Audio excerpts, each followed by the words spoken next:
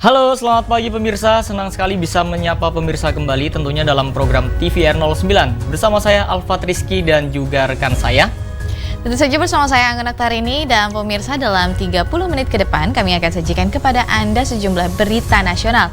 Khususnya dari sudut pandang DPR RI sebagai referensi Anda dalam memahami dinamika politik, hukum, ekonomi, sosial, dan budaya yang ada di Indonesia. Pemirsa TVR Parlemen, inilah TVR 09 selengkapnya.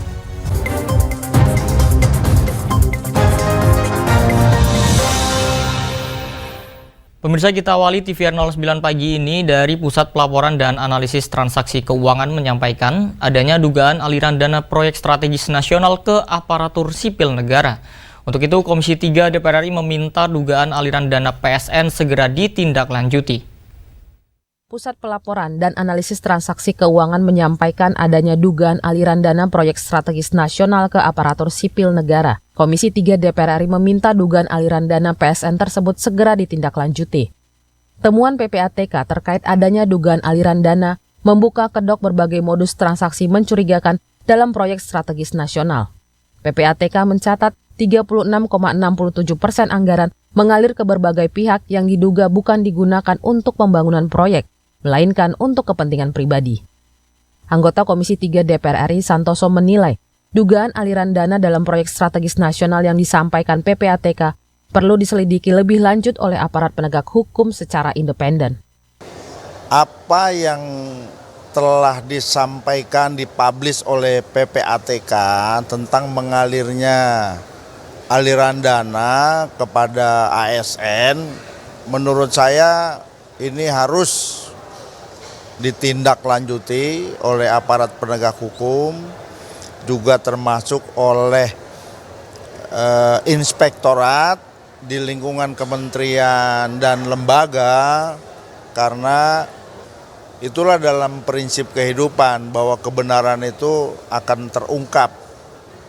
Jadi yang namanya suap, gratifikasi terhadap pelaksanaan proyek itu sudah merupakan bukan lagi rahasia umum. Santoso menyampaikan, adanya dugaan aliran dana membuktikan bahwa rancangan Undang-Undang Perampasan Aset perlu segera direalisasikan guna memberantas korupsi yang telah berkembang dengan berbagai modus. Aditya dan Samsul, TVR Parlemen, melaporkan. Beralih ke Ketua Komisi 2 DPR RI mendorong Komisi Pemilihan Umum atau KPU untuk lebih berhati-hati dan menjaga keamanan logistik pemilu 2024 sampai dengan ke tujuan. Di sini Komisi 2 DPR RI akan terus mengawal untuk memastikan pendistribusian logistik pemilu berjalan dengan baik. Ketua Komisi 2 DPR RI Ahmad Doli Kurnia Tanjung mendorong Komisi Pemilihan Umum atau KPU untuk lebih hati-hati dan menjaga keamanan logistik pemilu 2024 sampai ke tujuan. Ahmad Doli menilai, secara umum pendistribusian logistik pemilu saat ini berjalan dengan baik, kecuali disebabkan adanya force majeure seperti kecelakaan. Komisi 2 DPR RI akan terus mengawal untuk memastikan pendistribusian logistik pemilu berjalan dengan baik. Dari segi konsep, aturan, dan strategi pendistribusian logistik, persiapan pemilu kali ini lebih baik dari sebelumnya, termasuk pemisahan antara perusahaan pengadaan dan distributor logistik. Kami tetap mengingatkan kepada KPU agar menyampaikan logistik itu betul-betul ya hati-hati dan kemudian menjaga keamanannya. Dipastikan sampai ke tingkat yang paling jauh, semuanya tanpa terkecuali gitu. Kalau dalam segi konsepnya, baik itu peraturan, kemudian strategi pengadaannya, terus kemudian strategi pendistribusiannya, menurut saya banyak hal-hal baru dibandingkan dengan pemilu-pemilu sebelumnya yang untuk mengantisipasi hal-hal yang kita khawatirkan gitu. Jadi misalnya proses lelangnya sekarang rumit lah, ya itu kan menghindari adanya monopoli misalnya. Terus kemudian pemisahan antara perusahaan logistik, pengadaan logistik dengan pendistribusian itu beda gitu. Jadi artinya perusahaan-perusahaan yang mendistribusikan itu fokus, ya kalau selama ini kan digabung gitu. Nah itu jadi saya kira sudah ada langkah-langkah antisipasi, langkah-langkah baru. Beberapa waktu lalu, Badan Pengawas Pemilu atau Bawaslu telah menemukan banyak logistik pemilu yang rusak di sejumlah daerah.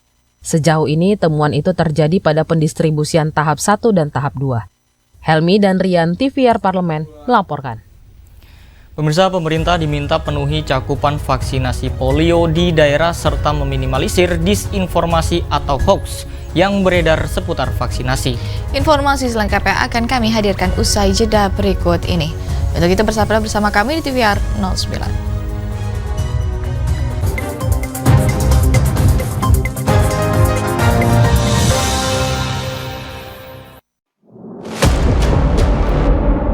Sini ditambang.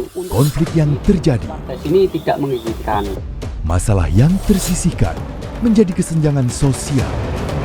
Ya namanya rakyat kecil gak bisa apa-apa, mau komplain juga gak didengar. Sebab apa? Itu menyangkut isi perut kami semua. Bagaimana memutus keterbatasan untuk didengar? Jadi kalau misalnya masyarakat sudah merasa tidak lagi ada yang memperjuangkan aspirasinya, maka masyarakat memang sangat berhak untuk meminta dewan yang mewakili mereka di parlemen. Kami menyusuri batas-batas peristiwa, mengurai berbagai polemik yang terjadi, meluruhkan suara-suara marginal, menjadi nyata dalam setiap aspirasi, melaksanakan tugasnya sebagai wakil rakyat. Saksikan aksi Dewan segera hanya di TVR Parlemen.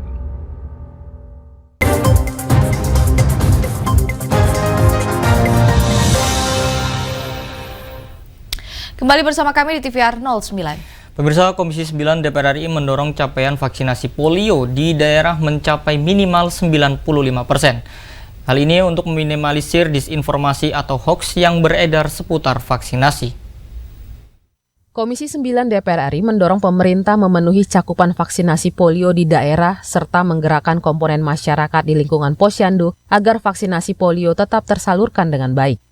Anggota Komisi 9 DPR RI Neti Prasetyani mengatakan, pemerintah harus meminimalisir disinformasi atau hoaks yang beredar seputar vaksinasi.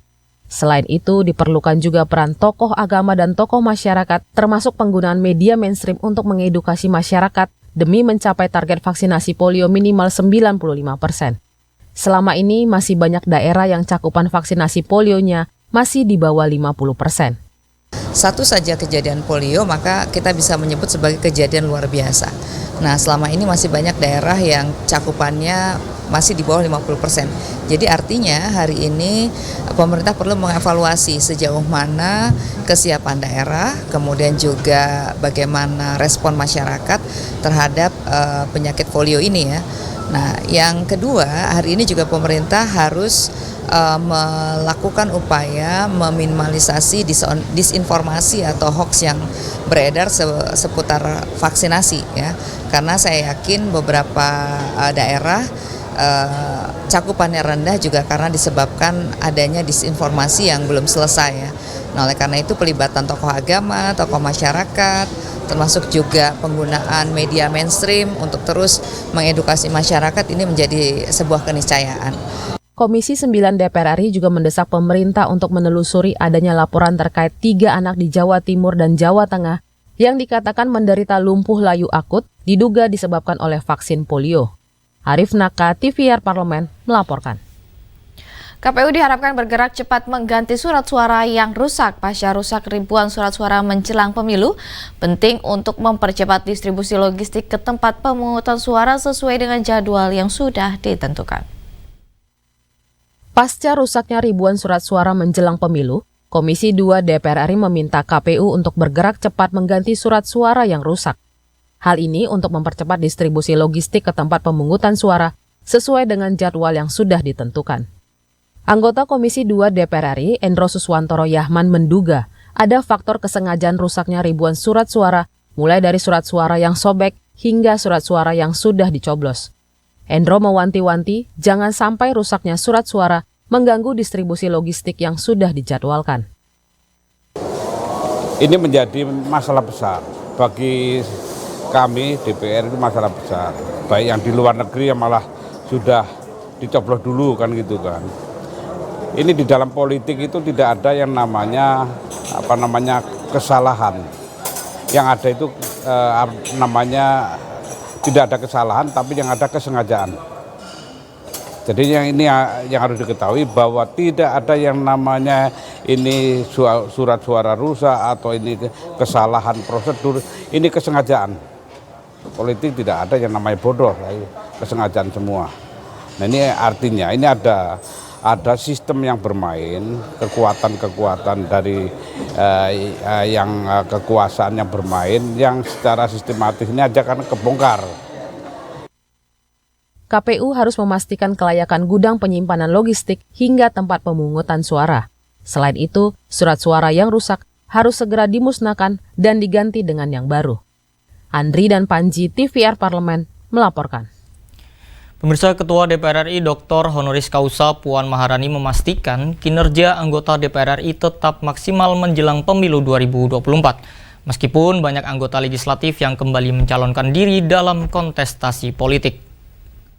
Ketua DPR RI Dr. Honoris Causa Puan Maharani memastikan kinerja anggota DPR RI tetap maksimal menjelang pemilu 2024 meskipun banyak anggota legislatif yang kembali mencalonkan diri dalam kontestasi politik. Hal tersebut diungkapkan usai rapat paripurna pembukaan masa persidangan 3 tahun sidang 2023 sampai 2024. Sementara itu, dikarenakan terbatasnya waktu di masa sidang ini, rancangan undang-undang yang belum bisa disahkan di masa sidang lalu akan diprioritaskan, sedangkan RUU yang lain akan segera diselesaikan setelah hari pemungutan suara. Ya, kami tentu saja tetap berkomitmen akan menjalankan tugas konstitusional kami dengan sebaik-baiknya.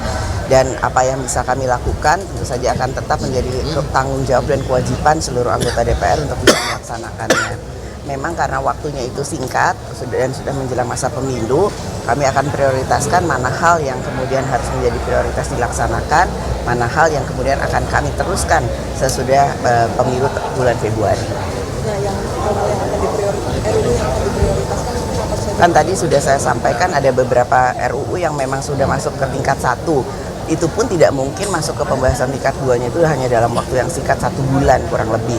Jadi akan kami tetap bahas, kami akan tetap meminta masukan dari seluruh elemen, kemudian organisasi dan lain-lain sebagainya untuk kemudian nantinya bisa diteruskan pada pasca pemilu bulan Februari.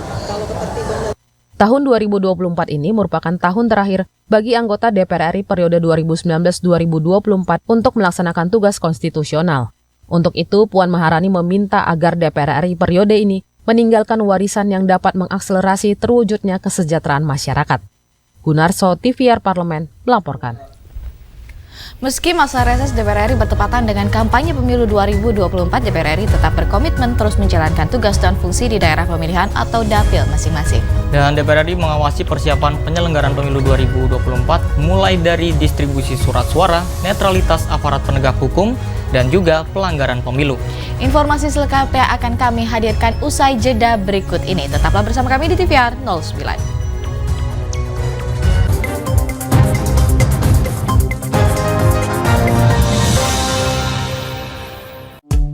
DPR RI memiliki fungsi diplomasi dalam menjalankan politik luar negeri sesuai dengan pasal 116 Undang-Undang MD 3. Kontribusi aktif BKSAP DPR RI memainkan peranan penting dalam memenangkan persaingan global melalui IPU, IPA, IPPF, IPA, dan PUIK.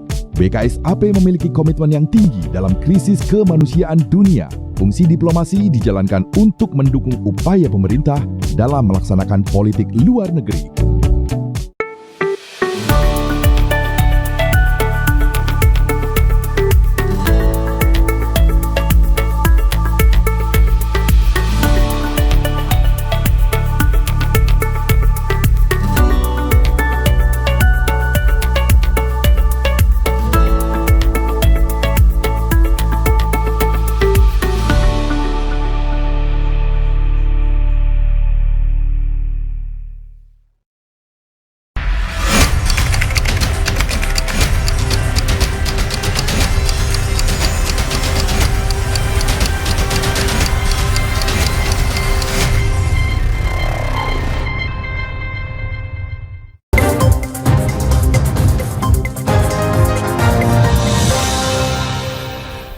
Terima kasih masih bersama kami di TVR 09. Pemirsa, DPR RI terus berkomitmen menjalankan tugas dan fungsinya di daerah pemilihan di tengah tahun politik. termasuk mensosialisasikan netralitas pejabat daerah, aparatur sipil negara, dan juga aparat penegak hukum. Sebanyak 204 pelanggar konten online selama 36 hari, 17 tindak pidana pemilu hasil temuan Bawaslu pada masa kampanye sudah diteruskan ke Barreskrim Polri untuk ditindaklanjuti. Dan pemirsa, simak laporan mendalam yang telah dihimpun oleh tim redaksi TVR Parlemen dalam segmen editorial Parlemen berikut ini.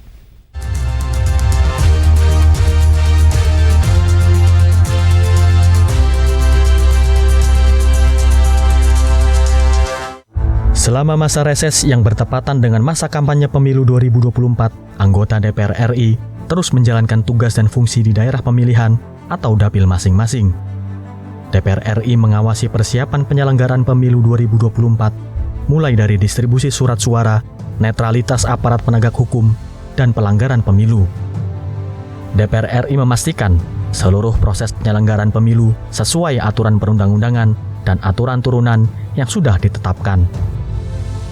Sosialisasi kepada seluruh kalangan masyarakat mengenai netralitas pejabat daerah, aparatur sipil negara, dan aparat penegak hukum sangat penting dimasifkan. Seluruh peserta pemilu 2024 harus menjunjung tinggi komitmen netralitas dan tidak melibatkan pejabat daerah, ASN, dan aparat penegak hukum. Inilah dinamika yang sebagai anggota DPR saya tentu melakukan fungsi-fungsi pengawasan. Seperti kami menghimbau kepada beberapa Kapolres, beberapa bupati, beberapa kepala desa, beberapa kepala dinas untuk tetap netral. Dan saya berkomitmen untuk tidak menggunakan itu semua. Saya selama ini bekerja secara single factor, komitmen dengan apa-apa yang sudah disepakati oleh bangsa dan negara ini. Terkait distribusi kotak suara dan surat suara pemilu 2024, jajaran Pemda bersama aparat keamanan perlu aktif membantu distribusi kotak dan surat suara ke daerah lain yang rawan terdampak cuaca buruk dan bencana alam. Komisi Pemilihan Umum harus segera melakukan koordinasi dengan seluruh stakeholder untuk segera memperbaiki logistik pemilu yang mengalami kerusakan, baik surat suara dan kotak suara. DPR RI mendesak KPU mencatat jumlah logistik pemilu yang rusak dan segera mengirim kembali penggantinya. Banyaknya kertas suara yang sobek, banyaknya kertas suara yang rusak, kemudian juga ada bilik suara yang rusak. Ini kan sangat memilukan dan memalukan. Oleh karena itu saya melihat di sini pihak ketiga yang bekerja tidak secara profesional. Harusnya kertas suara yang rusak, kertas suara yang sobek, si pencetak itu harusnya tidak mengirimkan. Pertama dia harus mensortir dulu. Mana kertas suara yang dicetak itu yang bagus, mana yang tidak. Yang rusak, yang sobek harusnya dipisahkan. Lalu yang bagus-bagus itu baru dikirim. Bawaslu menemukan sebanyak 204 pelanggaran konten online selama 36 hari masa kampanye pemilu 2024, serta ada 17 tindak pidana pemilu yang sudah diteruskan ke Barreskrim Polri. DPR RI menegaskan Bawaslu segera menindaklanjuti laporan pelanggaran pemilu secara profesional, transparan, dan diumumkan kepada publik hasil dari tindak lanjut pelanggaran tersebut. DPR RI mendorong pemerintah dapat menjaga hak pilih masyarakat yang dilaksanakan secara bebas dan rahasia. Hak masyarakat tersebut tidak boleh ditekan. Semua lembaga negara, legislatif, eksekutif, yudikatif, KPU, Bawaslu, TNI, Polri, ASN, partai politik, serta berbagai komponen bangsa lainnya wajib menjalankan komitmen yang sama sebagaimana diamanatkan oleh konstitusi, yaitu bahwa pemilu yang dilaksanakan secara langsung, umum, bebas, rahasia, jujur, dan adil. DPR RI memiliki komitmen yang tinggi untuk mewujudkan pemilu 2024 yang demokratis, jujur, dan adil, kedaulatan rakyat yang dilaksanakan secara demokratis. Sidang Dewan yang terhormat, pada masa persidangan 3 ini juga bertepatan dengan agenda pemilu 2024 yang memasuki tahapan yang semakin tinggi intensitas kerja partai politik dalam berkampanye. Walaupun demikian, anggota DPR RI akan tetap berkomitmen untuk menjalankan tugas-tugas konstitusional secara efektif. demi mewujudkan pemilu 2024 berjalan demokratis, jujur dan adil. Seluruh lembaga negara, baik eksekutif, legislatif, maupun yudikatif, wajib menjalankan komitmen yang sama, sebagaimana diamanatkan oleh konstitusi. Tim Liputan TVR Parlemen melaporkan.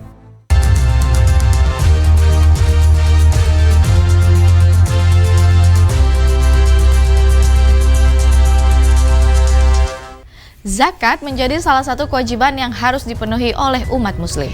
Ya pemirsa, Badan Amil Zakat Nasional atau Basnas ini telah menetapkan 7 kategori harta yang dikenakan zakat mal, dan dalam pengumpulannya, Setjen DPR RI meresmikan unit pengumpulan zakat atau UPZ pada 8 Maret 2023.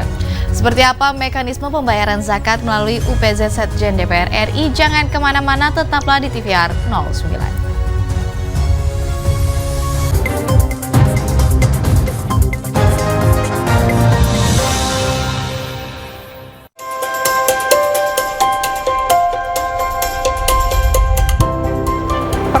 Dalam sejarah Indonesia, tahun 2024 kita mengadakan pemilu serentak, legislatif dan eksekutif baik di tingkat pusat maupun daerah. Catat waktunya, Rabu 14 Februari 2024. Untuk pemilihan legislatif, Anda akan memilih anggota DPD, anggota DPR, anggota DPRD Provinsi, dan anggota DPRD Kabupaten atau Kota. Selain pemilu legislatif, Anda juga akan memilih presiden dan wakil presiden loh pemirsa. Di bulan November, tepatnya Rabu 27 November 2024, juga akan diadakan pemilihan kepala daerah atau pilkada serentak. Dalam pilkada nanti, Anda akan memilih gubernur dan wakil gubernur, bupati dan wakil bupati, serta wali kota dan wakil wali kota. Nah, pemirsa sudah tahu kan waktunya? Kini saatnya Anda untuk mempersiapkan diri. Kenali calon-calon wakil rakyat dan pemimpin Anda dengan baik.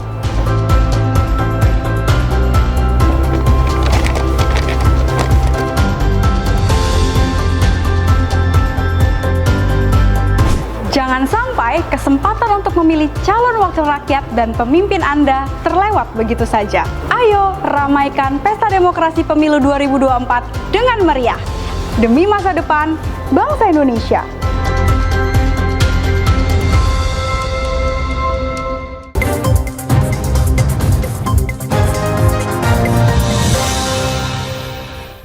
Kembali bersama kami di TVR 09. Ya pemirsa, peresmian unit pengumpulan zakat Setjen DPR RI ini diketuai oleh Indra Pahlevi dan dilanjutkan dengan sosialisasi mekanisme pembayaran zakat pegawai. Dan menariknya pemirsa, kegiatan penyaluran zakat perdana sudah dilakukan sejak 31 Oktober 2023. Dan pemirsa, langsung saja mari kita saksikan tayangan mengenai kiprah unit pengumpulan zakat Setjen DPR RI pada segmen Intips, Informasi dan Tips berikut ini.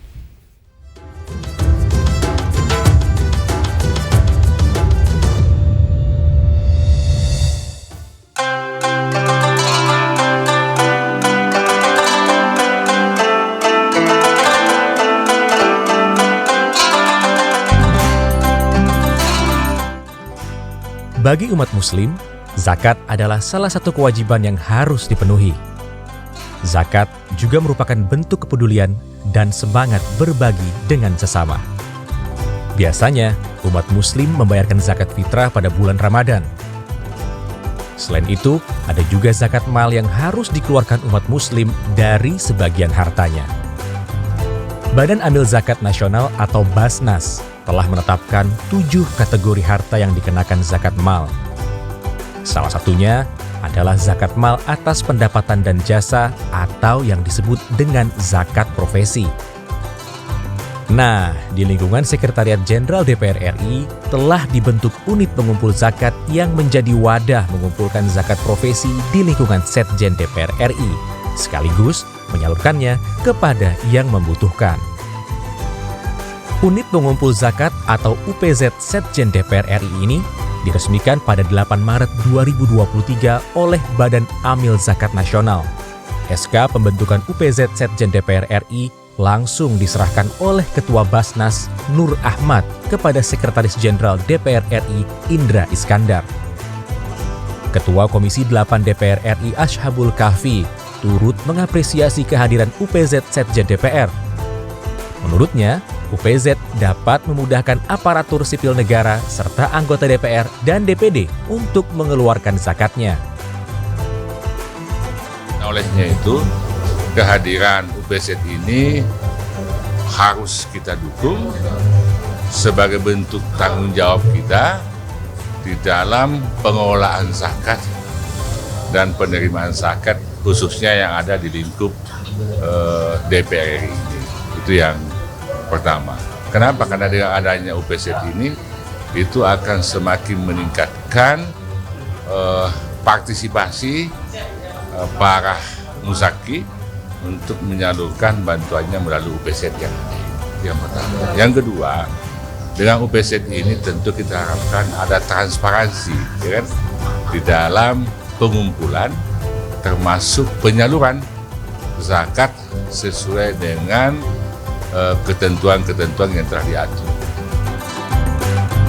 Usai diresmikan, UPZ Setjen DPR RI yang diketuai oleh Indra Pahlevi mengadakan sejumlah rapat. Agenda utamanya adalah sosialisasi UPZ serta mekanisme pembayaran zakat pegawai melalui payroll. Tata kelola unit pengumpul zakat DPR RI juga terus mendapat pembinaan dari Basnas secara berkelanjutan, termasuk dalam penyusunan rencana kerja anggaran tahunan atau RKAT. Pada prosesnya, UPZ berhasil menimba zakat dari pegawai di lingkungan Setjen DPR RI. Sepanjang tahun 2023, UPZ Setjen DPR telah menerima zakat profesi sebesar 89 juta rupiah. Jumlah itu seluruhnya disalurkan kepada Basnas sesuai dengan peraturan pengelolaan zakat di Indonesia. Lalu, Basnas mengembalikan 70% atau sekitar 54 juta rupiah untuk dikelola dan disalurkan melalui UPZ Setjen DPR. Kegiatan penyaluran zakat perdana dilakukan pada 31 Oktober 2023 di Masjid Baitur Rahman. Dana zakat yang disalurkan mencapai 20 juta rupiah untuk 40 anak yatim dan duafa. Sementara alokasi sebesar 2,5% untuk amil zakat digunakan untuk beberapa kegiatan.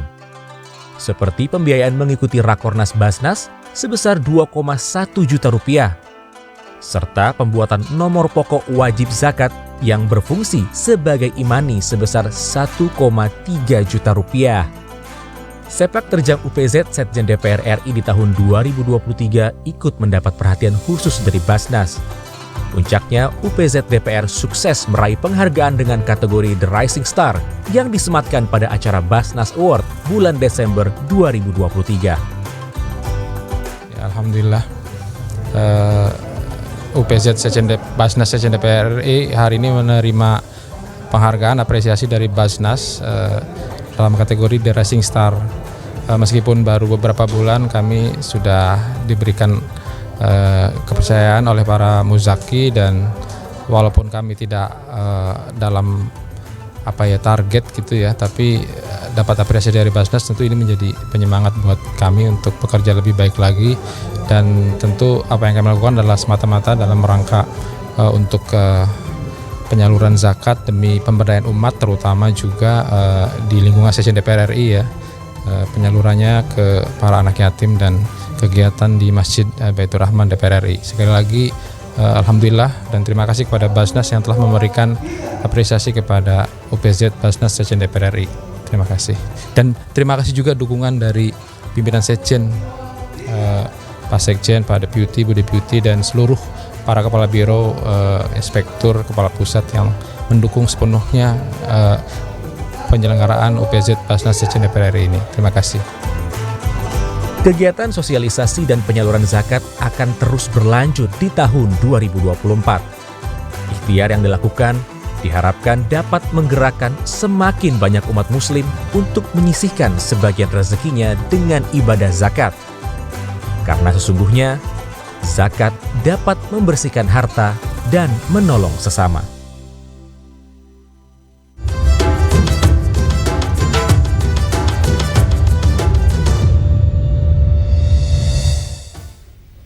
Dan pemirsa, di penghujung acara kami informasikan kepada Anda sebelum jumlah agenda DPR RI pada hari ini, Kamis 18 Januari 2024. Pemirsa, di pagi hari pada pukul 10 pagi, Komisi 5 DPR RI melaksanakan rapat kerja dengan Menteri PUPR, Menteri Perhubungan, dan Kepala BNPB yang membahas mengenai evaluasi pelaksanaan angkutan Nataru 2023. Sedangkan di siang harinya pemirsa, pukul 1 siang, Komisi 5 DPR RI rapat kerja dengan Menteri Dinas Pekerjaan Umum dan Penataan Ruang guna membahas program kerja tahun anggaran 2024. Dan tentunya sejumlah agenda serta program DPR RI lainnya masih dapat Anda saksikan secara langsung di TVR Parlemen. Tentunya Anda dapat mengakses di tvrparlemen.dpr.go.id. Pemirsa TVR Parlemen, demikianlah TVR 09 edisi pagi hari ini. Segenap kru TVR Parlemen yang bertugas mengucapkan terima kasih telah menyaksikan TVR 09 pagi hari ini. Saya Anggun Aktarini dan juga rekan saya Selvat Rizky. Pemirsa, sampai berjumpa kembali di TVR 09 esok hari. TVR Parlemen, Referensi Indonesia.